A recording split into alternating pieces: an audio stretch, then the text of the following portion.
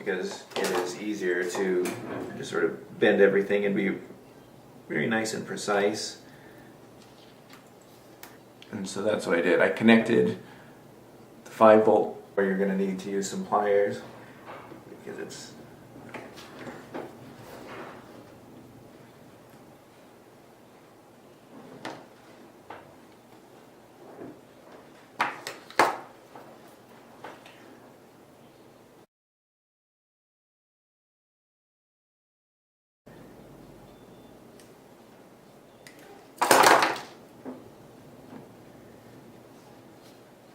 okay, so this one is not super, you know,